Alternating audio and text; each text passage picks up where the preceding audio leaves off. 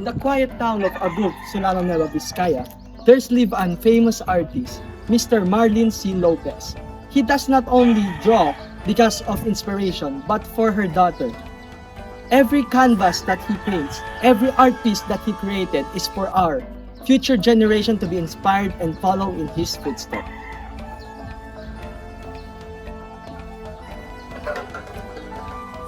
An artist, a father, a legal assistant, and a visionary, Marlin's journey to art began at age 11. Despite studying electronics engineering and later pursuing law, it was the call of the canvas that stayed with him. He graduated with a degree in electronics and communications engineering, Central Colleges of the Philippines, Quezon City, and studied law at St. Mary's University. But art would become his lifelong pursuit, drawing influence from Van Gogh, Monet, Pollock, and local painter James Maglub. Lopez fused self-inspiration with innovation. What inspired you to become a painter? Yung love of imagination, di ba? Yung love of imagination, tapos yung solitude. Parang mas peaceful sa akin pag nag-work ako mag-design. Then, create ka, then very overwhelming yung joy after yung creation. Yung sa yung feeling. Yung exploration, yung process, all the rest parang nakalock-in ka dun sa gusto mong i-visualize. Marlin's art evolved from traditional oil paintings to thought-provoking sculptures made of recycled cigarette filters.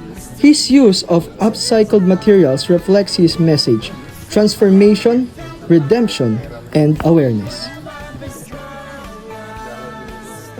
Each piece bears a story of emotion, reflection, and experience.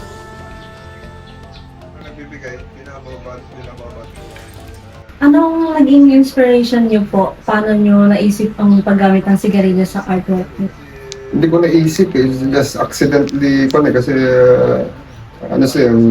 smoking kasi sa Kahisog kasi puro basa ng basa, di ba? Hindi ka pag hindi ka puro kape-kape, magsigala ko para at least meron kang hindi ka makatulog konti. Yun. Then, sa open lang, nilalaro ko lang. I guess meron, ba? In-open ko, then parang star. You know? Ginawa ko siyang star. Kasi kung lang filter parang cotton lang. Then sinausaw ko sa Boysen. Dumikit naman na doon. Then pinatawanan ako ng pinsan ko noon, sa plant. That's too smelly, sabi niya. Pero ito, whenever nagbibigay, binababad ko na lang dun sa sunrocks and soap. Then, Mr. Marlin held his first solo exhibit, Paintings Reunited, at the People's Museum and Library in Bayumbong, Nueva Vizcaya, from June 13 to July 13, 2011. Since then, his work has gained regional and national attention. He was named Best Artist in 2015 Art Lead Competition, placed second in the 11th GSIS Art Competition in the non-representational category, and was honored as an Art Lead Hall of Famer in 2016. His work was also featured in publications such as the Daily Tribune and Art Plus magazine. In 2015, Marlin's Outcries, a 3 by 4 foot acrylic oil abstract, won second prize in the GSIS Art Competitions non-representational category. His first competition ever, Marlin's palette knife became his chosen tool, slicing paint into textures. How do you feel about the recognition you received as a local artist? it keeps you inspired naman. Parang Huwag mo lang pagmayabang. Ayaw kong pagmayabang lang. Hindi already broadcast it eh. Paulit-ulit nga. Pero, yan na lang. Siguro, as a resume mo na lang. Ang galing mo na lang sa resume mo. Then stop. Sa isang recognition. Dapat trabaho always. Kasi yun yung pinuntahan natin.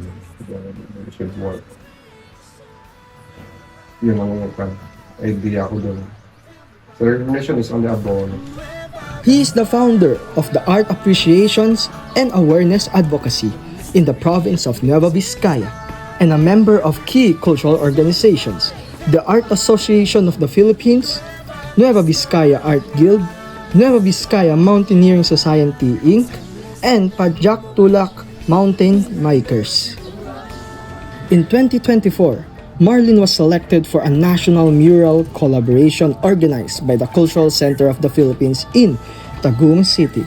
Representing Nueva Vizcaya, amid regional flooding, he joined fellow artists to bring color and hope through collective expression.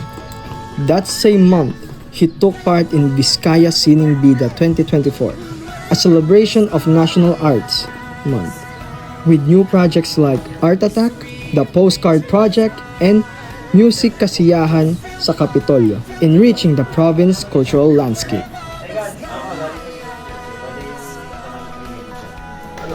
What has been your most memorable project or painting so far?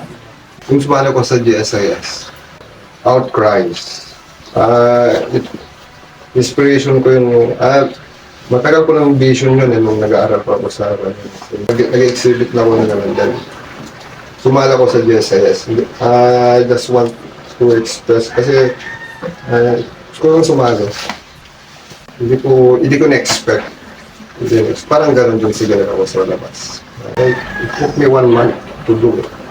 Kasi nag-work ako ng morning, ng day sa law office. Tapos ginagawa ko lang ng gabi. Tapos weekend. They call me na finalist ako. Ayaw ko pumunta, pinipilit pa rin ako.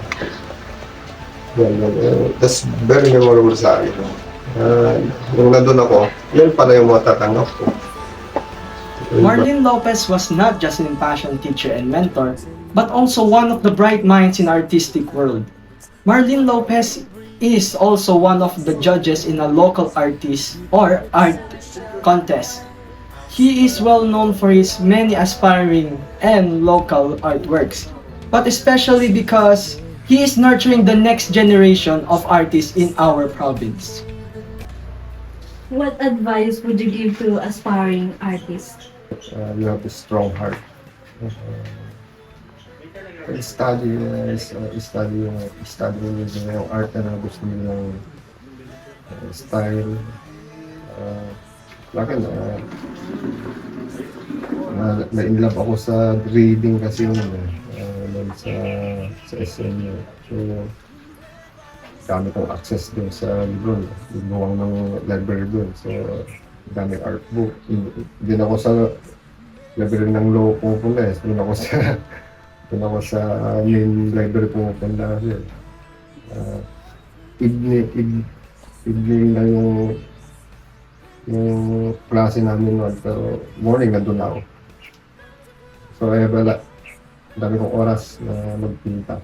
So yun, sa mga artists, mga young artists, di naman kung ano yung gusto nila yun. Yun lang.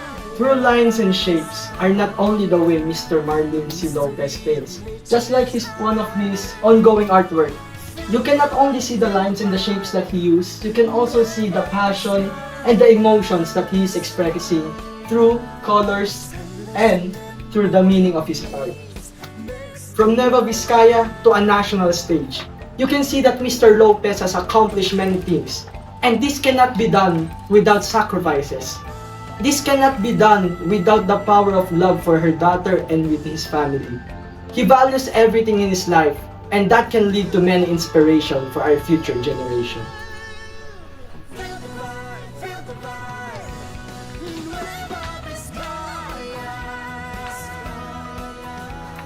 Mystery of nature's heart. feel the vibe. Nueva Vizcaya. Timeless memories.